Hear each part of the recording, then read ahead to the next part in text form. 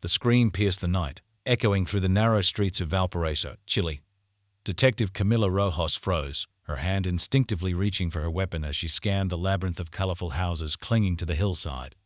The port city's famous funicular stood silent in the pre-dawn gloom, useless in her pursuit of the elusive Shadowmaker, a killer who had been terrorizing the city for months. Another cry split the air, closer this time. Camila sprinted towards the sound, her boots pounding against the worn cobblestones. As she rounded a corner, she collided with a figure emerging from the mist. Both tumbled to the ground, limbs tangled. Camila's training kicked in as she wrestled for control, pinning her opponent. "Police, don't move," she barked, pressing her forearm against her throat. But as the mist cleared, she found herself staring into the terrified eyes of a young woman, tears streaking her face. "Please," the woman gasped, "help me. He's taken my sister." Camila helped the woman to her feet, her mind racing. "Who took your sister? Where?" The woman, who introduced herself as Lucia, pointed with a trembling finger towards an abandoned warehouse looming at the end of the street. A man in a mask. He dragged her inside. Camila radioed for backup, knowing it would take precious minutes to arrive in this maze-like neighborhood. She couldn't wait. "Stay here," she ordered Lucia, drawing her weapon and approaching the warehouse. The rusted door creaked ominously as she eased it open, revealing a cavernous space filled with shadows. The air inside was thick with the scent of salt and decay. Camila's flashlight beam cut through the darkness, revealing stacks of forgotten crates and machinery. A soft whimper echoed from somewhere deep within. "Police," Camila called out. "I'm here to help. Where are you?" The whimpering grew louder, guiding her forward. As she rounded a hulking piece of equipment, Camila's blood ran cold. A young woman lay bound and gagged on the floor, her wide eyes filled with terror. But it wasn't the victim that made Camila's heart race, it was the wall behind her. Hundreds of photographs covered every inch of space, each showing a different woman in various states of fear and anguish. And at the center of this grotesque collage was a mirror, angled to reflect Camila's own shocked expression. Before she could react, a shadow detached itself from the darkness behind her. Camila spun, but too late. A blinding pain exploded in her head, and the world went black. When she came to, Camila found herself bound to a chair, her weapons gone. The warehouse was now dimly lit, revealing the full horror of her surroundings. The walls were a patchwork of tortured faces, hundreds of victims staring out from glossy prints. And standing before her, a figure cloaked in shadow. "Detective Rojas," a distorted voice purred. "I've been waiting for you." The Shadowmaker stepped into the light, revealing a featureless mask that seemed to absorb the dim illumination. "Your reputation precedes you. The brilliant investigator, always one step behind. How frustrating that must be." Camila tested her bonds, finding them frustratingly secure. "Why are you doing this?" she demanded, buying time as she scanned the room for anything that might aid her escape. The masked figure chuckled, the sound chilling in its normalcy. "Why does anyone create art, detective? To be seen. To be remembered." He gestured grandly at the walls. Each photograph, a moment of pure emotion captured forever. Fear, pain, desperation, the very essence of humanity laid bare. Camila's mind raced, piecing together the fragments of evidence from months of investigation. "The missing women. They're all here?" The Shadowmaker nodded, almost proudly. "My masterpiece. A symphony of suffering, with you as the crescendo." He raised a camera, the lens glinting in the low light. "Now, detective, show me what fear looks like on the face of the fearless." Camila steeled herself, determined not to give him the satisfaction. But as the masked figure approached, a flicker of movement caught her eye. A shadow, separate from the Shadowmaker, detached itself from the darkness behind him. Lucia, the young woman they'd encountered earlier, crept forward, a length of pipe clutched in her trembling hands. Camila forced herself to focus on the Shadowmaker, not wanting to betray Lucia's presence. "You won't get away with this," she growled, injecting as much defiance into her voice as possible. "Even if you kill me, others will come. You'll never know peace." The Shadowmaker laughed, the sound muffled behind his mask. "Peace? I don't seek peace, detective. I seek immortality through my art." He raised the camera, finger poised on the shutter. "Now, let's capture that moment when hope dies in your eyes." In that instant, Lucia struck. The pipe connected with a sickening crunch, and the Shadowmaker crumpled to the ground. Lucia stood there, shaking, as Camila urged her to untie her bonds. "Quickly, we don't know how long he'll be out." As soon as she was free, Camila rushed to secure the Shadowmaker, using his own rope to bind him tightly. She turned to Lucia, who was now kneeling beside the bound woman, her sister. "You were incredibly brave," Camila said softly, helping to remove the gag. "But how did you know to come in here?" Lucia's eyes filled with tears as she embraced her sister. "I couldn't just wait outside. I heard screams. I had to do something." The wail of approaching sirens filled the air, and Camila felt a wave of relief wash over her. But as she surveyed the room, taking in the hundreds of faces staring out from the walls, she knew this was far from over. Each photograph represented a victim, a family torn apart. The Shadowmaker may have been caught, but the true scope of his crimes was only beginning to come to light. In the days that followed, the warehouse became the center of the largest criminal investigation in Valparaiso's history. Camila worked tirelessly, coordinating with international law enforcement to identify the women in the photographs. Some were local, but many others were tourists or transients. Their disappearances spread across years and continents. The Shadowmaker, unmasked as Gabriel Vega, a seemingly unremarkable photography teacher, remained stubbornly silent. His lack of cooperation only fueled Camila's determination to uncover the full truth. As she pored over evidence late one night, a colleague approached her desk. "Rojas, you need to see this." He handed her a file, his face grim. "We found a hidden room in Vega's house. It's not good." Camila opened the file and felt her stomach lurch. More photographs, but these were different. They showed not just Vega's victims, but other crime scenes, other killers at work. "He's been collecting these for years," her colleague explained. "Copycat killings, unsolved murders. It's like he was studying them, perfecting his technique."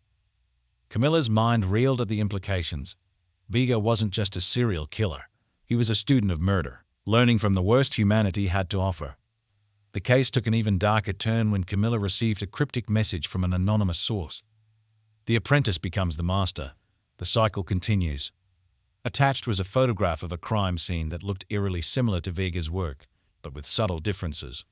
The victim's pose, the lighting, the composition, it was as if someone was paying homage to the Shadowmaker while adding their own twisted flourishes. Camila felt a chill run down her spine as she realized the horrifying truth. Vega might be behind bars, but his legacy lived on. Someone out there was continuing his work, perhaps guided by the very photographs that had been splashed across the media in the wake of his arrest. The race was on to find this new killer before they could fully step into the Shadowmaker's shoes. Camila threw herself into the investigation with renewed vigor, knowing that every moment counted. She re-examined every piece of evidence, every statement, looking for any clue that might lead her to Vega's protege. As weeks passed, more copycat killings emerged, each one pushing the boundaries of depravity further than the last. Camila found herself caught in a nightmare loop, always one step behind a killer who seemed to anticipate her every move. The pressure mounted as the public demanded answers and politicians called for results. In a moment of desperation, Camila made a decision that would haunt her for years to come. She arranged a meeting with Vega in prison, hoping to glean some insight into his apprentice's mind. The interview room was cold and sterile, a stark contrast to the colorful chaos of Vega's warehouse lair. When they brought him in, Camila was struck by how ordinary he looked, a middle-aged man with thinning hair and wire-rimmed glasses. But his eyes burned with an intensity that made her skin crawl. "Detective Rojas," Vega said, his voice soft and cultured. "To what do I owe this pleasure?" Camila steeled herself, laying out photographs of the copycat killings. "Someone's continuing your work. Vega, I need to know who." A slow smile spread across Vega's face, his eyes gleaming with something akin to pride. "Continuing my work? No, detective. They're surpassing it. Evolution in action." Camila leaned forward, her frustration mounting. "People are dying, Vega. Innocent people. If you have any shred of humanity left, help me stop this." Vega's smile never wavered as he studied the crime scene photos. "Humanity? You misunderstand, detective. This is humanity in its purest form.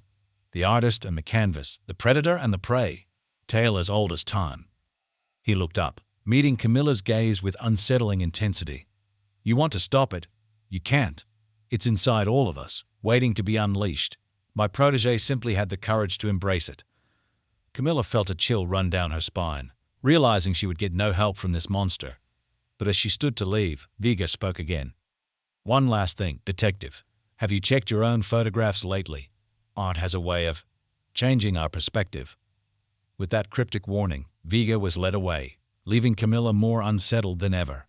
She rushed back to the station, her mind racing. What did Vega mean about her photographs? As she entered her office, Camila froze. There, pinned to her bulletin board, was a photo she didn't recognize. It showed her, asleep at her desk, clearly taken without her knowledge. Scrawled across the bottom in red ink were the words, "The hunt begins anew."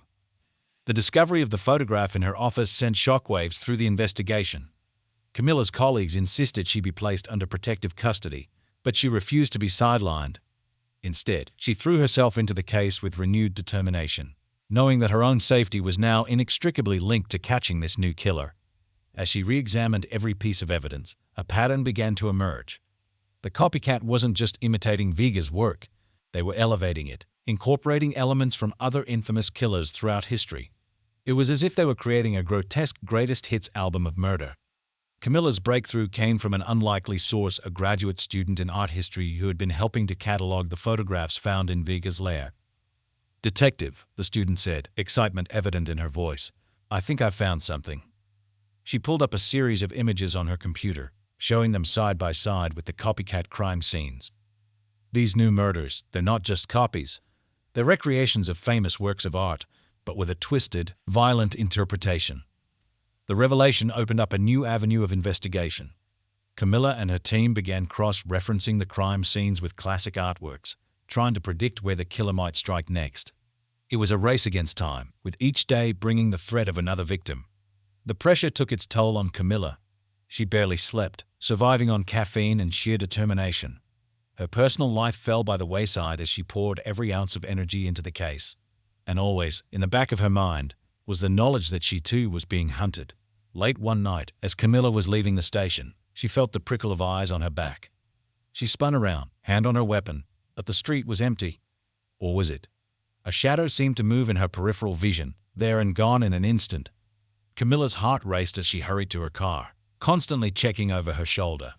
As she slid into the driver's seat, a flash of white caught her eye. There, tucked under the windshield wiper, was an envelope. With trembling hands, she opened it to find a single photograph inside. It showed her, just moments ago, looking over her shoulder in fear. Scrawled across the image were the words, "Beauty and terror. Our masterpiece awaits." The photograph was the final straw. Camila knew she couldn't continue to lead the investigation while also being the killer's target. She reluctantly agreed to step back, allowing her partner, Detective Marco Alvarez, to take point. But she refused to go into hiding, instead throwing herself into research and analysis, determined to contribute however she could.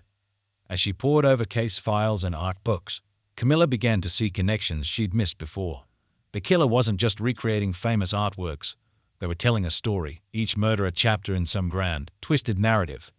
But what was the end game? What masterpiece were they building towards?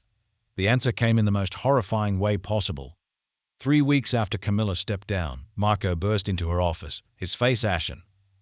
"We found another body," he said, his voice shaking. It's your sister, Camila?" The world seemed to tilt on its axis as Camila struggled to process the news. Her sister, her vibrant, loving sister, reduced to another grotesque tableau in this killer's sick game. As she looked at the crime scene photos, fighting back tears, Camila felt something inside her snap. This wasn't just about justice anymore. It was personal. Throwing caution to the wind, Camila dove back into the investigation with a vengeance. She worked around the clock, fueled by grief and rage, determined to end this nightmare once and for all. Her breakthrough came from an unexpected source, a series of emails found on her sister's computer. They were from an art dealer, discussing the acquisition of several rare, macabre artworks. As Camila dug deeper, she uncovered a shadowy online community dedicated to the most disturbing fringes of art. And at the center of it all was a figure known only as the curator. The pieces began to fall into place. The curator wasn't just a killer. They were collecting living art, staging elaborate murders to recreate and surpass history's most controversial works. Vega had been just one piece in their twisted gallery. With this new understanding, Camila could finally see the pattern, predict the curator's next move. But the knowledge came at a terrible cost. The final piece in the curator's collection, the masterpiece they had been building towards, was meant to be Camila herself. Armed with this revelation, Camila set a trap. She let it be known that she would be visiting a remote art gallery, supposedly to view a newly discovered work by a controversial artist. In reality, the gallery was staffed entirely by undercover officers, with tactical teams hidden nearby. As night fell, Camila found herself alone in the main exhibition hall, surrounded by haunting paintings and sculptures. The air was thick with tension as she waited, every nerve on high alert. A floorboard creaked behind her, and Camila spun around, coming face to face with a figure in a featureless white mask. "Detective Rojas," a distorted voice purred. "How kind of you to offer yourself as my piece de resistance." Camilla's hand inched towards her concealed weapon. "It's over," she said firmly. "We know everything. Surrender now." The curator laughed, the sound chilling in its normalcy. "Surrender? But we've only just begun the final act." In a flash, smoke filled the room and chaos erupted. Gunshots rang out as Camilla's backup rushed in, but in the confusion, the curator slipped away. The aftermath of the failed operation was a blur of debriefings and recriminations. The curator had escaped, but not before leaving a calling card, a photograph of Camila, taken moments before the confrontation, with the words "intermission" scrawled across it. As the dust settled, Camila found herself at a crossroads. The case had consumed her life, cost her dearly, and the monster behind it all was still out there. But giving up was not an option. She knew the curator would return, drawn by the allure of completing their masterpiece. And when they did, Camila would be ready. In the meantime, she had a different mission. The investigation had uncovered a vast network of artists, collectors, and facilitators who had enabled the curator's reign of terror. Camila was determined to dismantle this network piece by piece, cutting off the curator's resources and support. Months passed as Camila worked tirelessly, coordinating with international law enforcement agencies to track down leads and make arrests.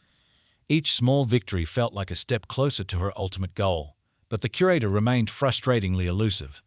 The case took an unexpected turn when Camila received an anonymous tip about an exclusive underground art auction taking place in Buenos Aires.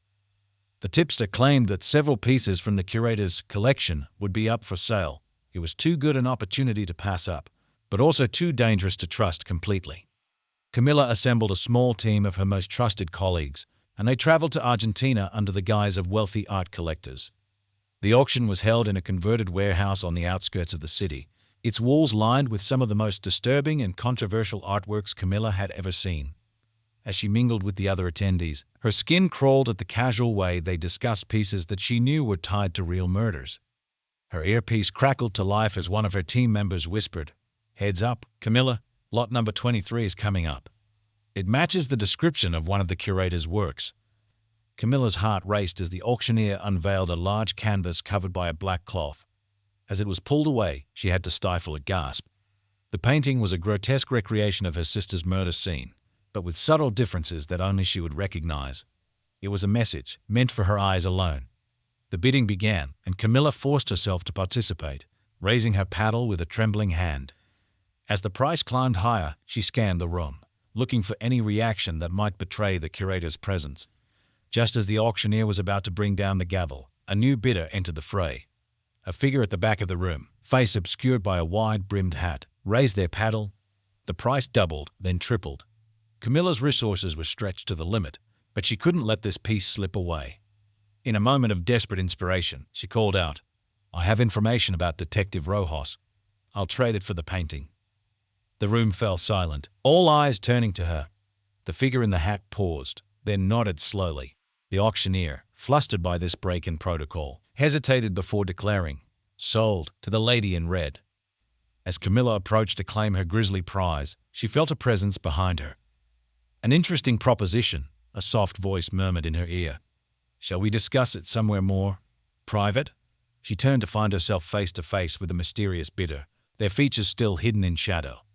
Every instinct screamed that this was a trap, but it was also the closest she'd come to a solid lead in months. Camila nodded, her hand brushing against the concealed weapon at her hip. "Lead the way." They moved through the warehouse, past priceless artworks and whispered conversations, until they reached a small office in the back. As soon as the door closed behind them, Camila spun around, weapon drawn. "Enough games," she growled. "Show yourself." The figure chuckled, reaching up to remove their hat. As it fell away, Camila found herself staring not at the masked face of the curator, but at a familiar set of eyes she'd last seen through prison bars. Gabriel Vega, the original Shadowmaker, stood before her with a small smile playing on his lips. "Detective Rojas," he said smoothly, "how wonderful to see you again. I believe we have much to discuss." Camilla's mind reeled as she tried to process this impossible turn of events. "You're supposed to be in prison," she managed to say, her gun still trained on Vega's chest. He spread his hands in a gesture of innocence that did nothing to ease her suspicion. "Let's just say that true art cannot be contained by mere walls. I had assistance in securing my freedom." Vega's eyes gleamed with amusement. "But that's not why we're here, is it? You want to know about the curator." Camilla's finger tightened on the trigger. "Start talking. Now." Vega tessed, shaking his head. "So impatient. Don't you see, detective? The curator is not a person. It's an idea, a movement. Cut off one head, and two more grow in its place." He gestured towards the painting of Camilla's sister. "Your obsession, your pain, it feeds the art. The curator saw your potential from the beginning. Every step you've taken has been part of the grand design." Camila felt as if the ground was shifting beneath her feet. Had she been nothing more than a pawn this entire time? "Why are you telling me this?" she demanded. Vega's smile widened. "Because, my dear detective, the final act is about to begin, and you have a choice to make." He reached into his jacket, and Camila tensed, ready to fire. But instead of a weapon, Vega produced a small, ornate key. "This opens a safety deposit box at the Banco de la Nación. Inside, you'll find everything you need to bring down the entire network: names, dates, financial records, the complete destruction of the curator's legacy." He held out the key, his eyes boring into hers. "But there's a catch. At this very moment, a killer is preparing to recreate your sister's murder. Same location, same method. You have just enough time to stop it, or to claim the evidence. Art or justice? Which will you choose, detective?" Camilla's world narrowed to a pinpoint, her mind racing through the implications of Vega's ultimatum. Every instinct screamed at her to rush to the scene, to prevent another family from suffering the loss she had endured. But the rational part of her brain knew that the evidence could save countless lives, bringing down a network that had caused untold suffering. It was an impossible choice, designed to break her no matter what she decided. In that moment, Camila realized that this agonizing decision was the true masterpiece the curator had been crafting all along. Her pain, her struggle, her inevitable regret, all of it was part of the artwork. With the clarity born of desperation, Camila made her choice. She lunged forward, snatching the key from Vega's hand. In the same fluid motion, she brought the butt of her gun down hard on his temple. As Vega crumpled to the floor, Camila was already moving, barking orders into her comm unit. "Team A, secure the suspect and the evidence at the bank. Team B, with me to the murder site. Move." What followed was a frantic race against time, Camilla's car tearing through the streets of Buenos Aires as she coordinated both teams. Her heart pounded in her ears as she approached the address, the same nondescript apartment building where her sister had died. She burst through the door, weapon drawn, to find a scene of controlled chaos. Her team had arrived just in time to prevent the murder, subduing the would-be killer as he was preparing his grotesque tableau. As the adrenaline faded, Camila allowed herself a moment of relief. She had refused to play by the curator's rules, finding a third option where they had tried to force her hand. But as she surveyed the scene, a chill ran down her spine. The killer they had captured was young, barely more than a teenager, with a fanatic gleam in his eyes. "It doesn't matter," he babbled as they led him away. "There will be others. The art must continue." Camila realized with a sinking feeling that Vega had been right. The curator was more than a person, it was an idea, a twisted philosophy that had taken root in dark corners of the world. In the days that followed, Camila threw herself into unraveling the evidence found in the safety deposit box. It was a treasure trove of information, exposing a vast conspiracy that reached into the highest levels of government and industry. As arrests were made and the network began to crumble, Camila should have felt triumphant. Instead, she was haunted by the knowledge that this was not truly the end. The idea of the curator would live on, inspiring new atrocities in the name of art. As she sat in her office late one night, poring over case files, Camila came to a difficult realization. The only way to truly end this was to understand it, to confront the darkness at its core. With a heavy heart, she began to draft a proposal for a new task force, one dedicated not just to solving crimes, but to studying the twisted psychology behind them. It would be a dangerous path, walking the line between understanding and obsession. But as Camila looked at the photo of her sister on her desk, She knew it was a risk she had to take. The curator had sought to turn her life into art. Instead, she would turn their art into justice. The real work, Camila realized, was only just beginning.